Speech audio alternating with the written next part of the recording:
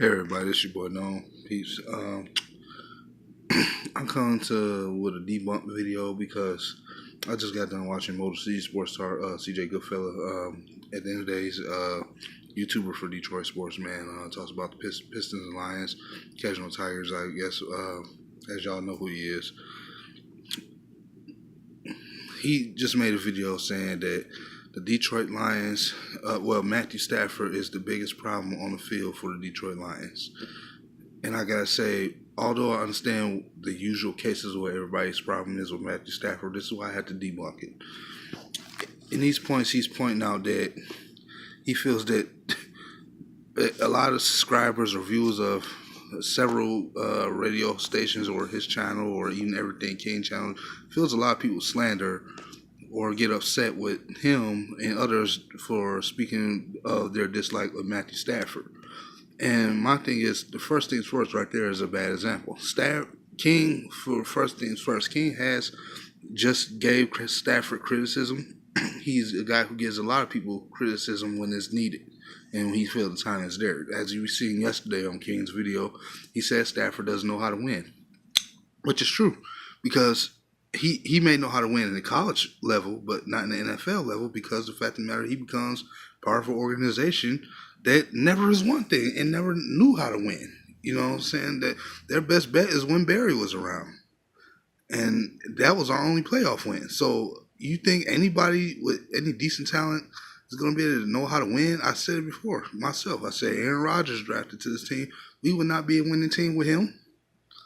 We could be competitive just the same way we is with Stafford at times. We're competitive sometimes.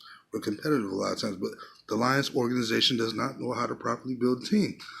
Which I found funny because you mentioned Aaron Rodgers in your video where you're expressing that the organizational things that were going on, and Aaron Rodgers now starting like he's on the father time basically of his career, and now that like a lot of people, some people like Stephen A. Smith even himself, he feels like Aaron Rodgers would be better off leaving Green Bay because they're wasting his talent.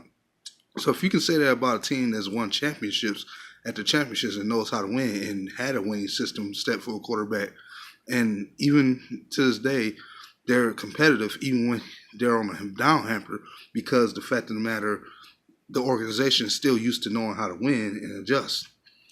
The Lions don't have that. They don't have the coaching staff that ever matched that. The issue is not that Mathew Stafford on the field.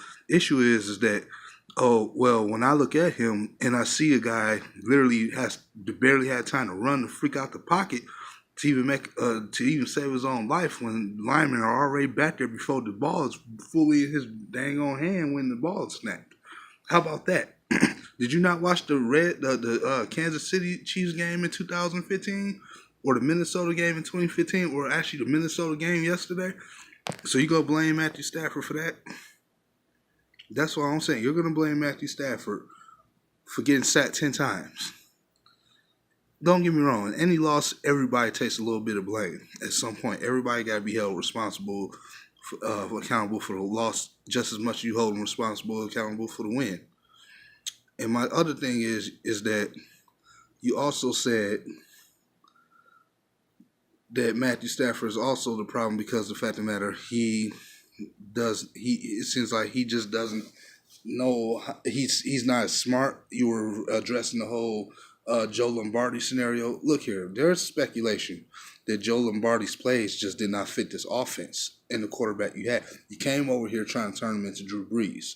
That's the issue right there. You didn't coach Stafford up for what he knew and what he liked to do. You tried to turn him into a different quarterback that he's not. Stafford is a pure-hearted gunslinger. Drew Brees is not exactly a gunslinger. He's a slinger, but he's not really a gunslinger. He doesn't have that. He throws passes that most quarterbacks don't attempt to throw, and that's why his turnover ratio will be sometimes higher. We saw this with Peyton Manning. The reason why Peyton Manning was able to win, had success in his career, because the system around him was able to put him in a system that was designed for him to win. That's why we have known him as a legend, a guy they always compare with Tom Brady as a war between who was better, because he was put in a system where he was able to have a chance to win. Stafford was not. Stafford had Calvin Johnson and a Dominican Small defense. That's not enough to win. That is not enough to win. You cannot assume that a quarterback can win it for you. I don't know how many times I said it, that Stafford was put on this team to win it all for them. Aaron Rodgers, Tom Brady, a lot of these other guys that everybody looks up to and envy of, wish they had the type of quick caliber quarterback. They were on teams that were coaching staffs and an organization that had the smarts to know how to bring a winning culture. Our organization has never done anything like that, so you can't expect the quarterback just to come in and magically turn everything around. I don't care how good he was in college or not. No quarterback. All these guys are saying we should just give him up for Case Keenum. We could have got Kirk Cousins or anybody else. They would not be faring any better than Mathew Stafford right now, and you know it. When Mathew Stafford was not being sacked as much over the last couple of weeks, before the Seattle game, when he was balling against Miami, when he was playing good against Green Bay, when he had the good game against the Patriots, when Stafford was playing well, even against the Cowboys, he played very well. When he was playing well in those games, nobody was complaining about Mathew Stafford. As soon as he starts getting sacked, and now all of a sudden he can't handle pressure. No quarterback can handle pressure. The reason why Aaron Rodgers even made plays under pressure is because they always have an escape route for him. Somebody get open close to him, flip the ball out, and now they can make a play. His players make the plays. That's the reason why. That is the sole reason why Aaron Rodgers, a lot of times these days, is still playing as a success. They actually coach them up to do the things that matter the most, the simple things that matter. Our coaching staff does not do that. You are going to sit here and tell me that you're going to base our offense off Scott Linehan, who has been struggling the last couple of seasons with the Dallas Cowboys, and a lot of people have been calling for his job down there. You're going to tell me based off Joe Lombardi, a guy who was inexperienced at calling plays and then had no business in calling plays, a guy who claimed he had to dumb down the offense.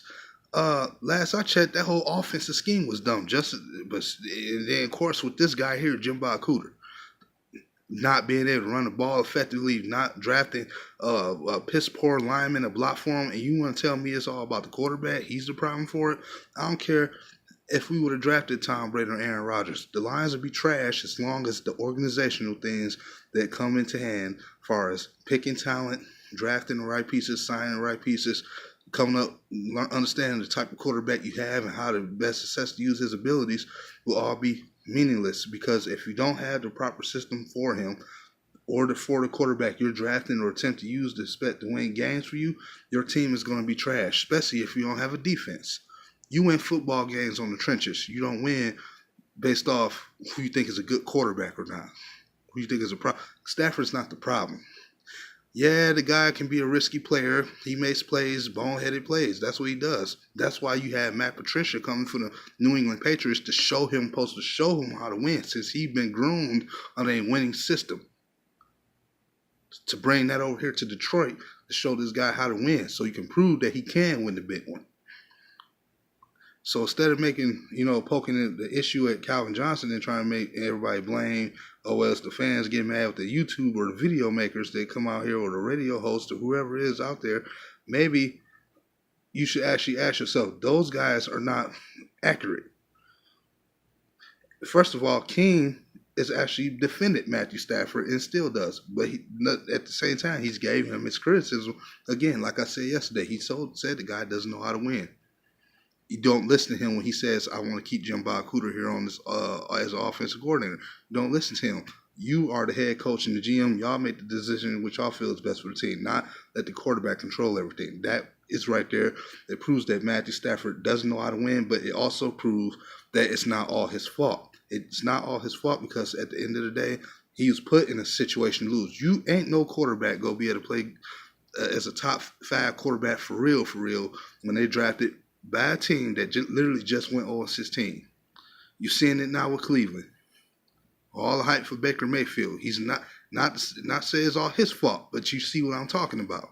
The guy's talented. The guy's accurate. The guy's got a good arm, got good mobility, probably more physically, probably more talented than Mathew Stafford in certain aspects, minus the arm talent. And experience, durability. Other than that, Cleveland can actually go through the same thing right now. Trying to figure out a winning system to put around him. They could potentially go through the same thing. If he comes out in his year 2 and is balling and taking the team to win. And we see why, because the defense is coming along together and this and that and the third. You understand that. I saw a playoff game against the Dallas Cowboys where the lead was had and the defense let the damn lead slip away. And then when it came to the crunch time, who screwed up? Was it Mathew Stafford, or did the offensive line just not block and protect them like they did in the first half of that playoff game?